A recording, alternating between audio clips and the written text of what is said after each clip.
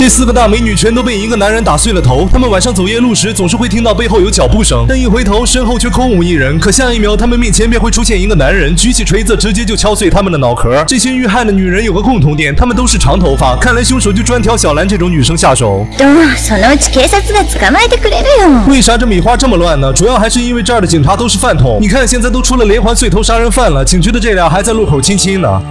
張り込み？でしょ？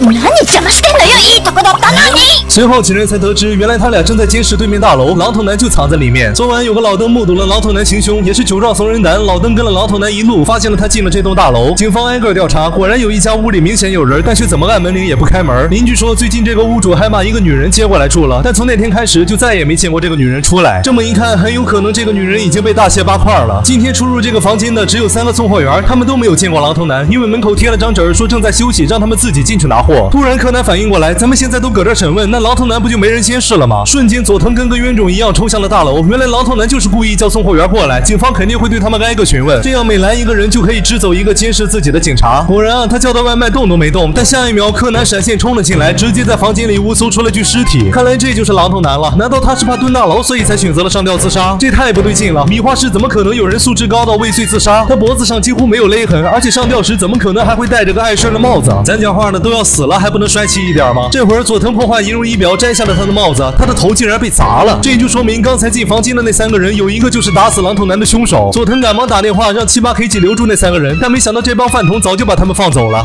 合ってるかな？このバカ者！なんで刑事をやっとるんだ！这会儿警方发现这间房间的浴室出奇的干净，这就奇怪了。明明外面的客厅乱得跟让猪狗那一样，为啥浴室就整洁无异味呢？而且洗漱台上的肥皂、剃须刀没有任何使用痕迹，甚至整个浴室都找不到一根毛发。洗衣机发现洗衣机里有狼头男各种换洗的衣服和作案时用的手套，但唯独没有他的内衣。哎，这是为啥呢？七八好像很有经验，他肯定是穿完就扔了。我平时宅在家里，有时就1个星期不换袜子内衣，换的时候就已经胖臭洗不出来了，只能扔了。咱讲话的，你内衣上辈子真造孽了，放桌上应该都能站起来给自己立个碑吧。这时原子带来情报，根据传言，狼头男身材相当魁梧，但他发现刚才被抬走的那个人怎么看也不足1.83米啊，括弧跟我一样。其实这也可以理解，毕竟被打碎脑壳的女人都是趴着看狼头男的，所以有误差也很正常嘛。而且他身材魁梧本来也就是个传言嘛。突然柯南脑袋轰的炸开，干净的浴室，没用过的刮胡刀，没有内衣和袜子，这些都指向了一点。下一秒柯南拉开鞋柜，果然有双鞋子不太一样。柯南懂了，其实狼头男根本不存在，就像那种嘴巴裂开的女人、沉睡的小五郎这种东西，都只是口口相传、添油加醋出来的怪谈而已。所以身材魁梧、跑得极快的狼头男也只是谣言罢了。但这会儿以木木警官为首的饭桶还是对狼头男深信不疑。下一秒，柯南一针麻醉放倒了原子。米花不大，创造神话。刚才被柯南小天才那么一点崩，我真是醍醐灌顶。毛利さんの時より顔のうつむき加減が違うような。你们能不能动动那猪脑子？或许狼头男早就跑了，屋里死掉的这个人才是真正的送货员。何？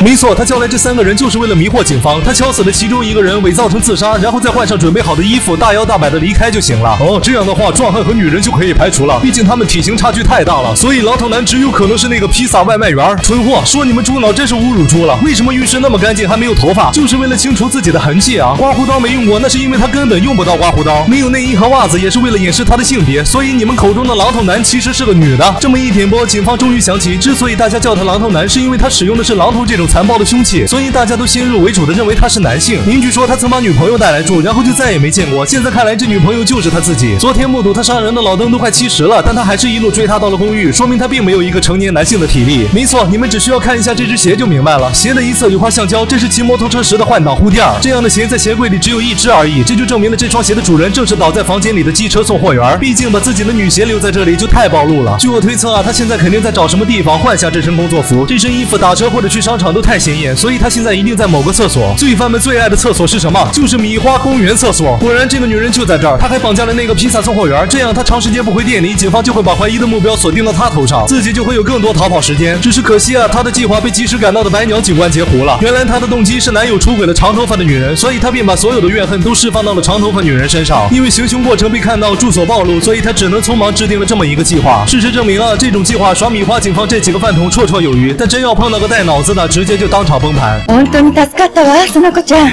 眠りの小五郎針の名推理。特に、あらあら、まだ踊り足りないのってとこ。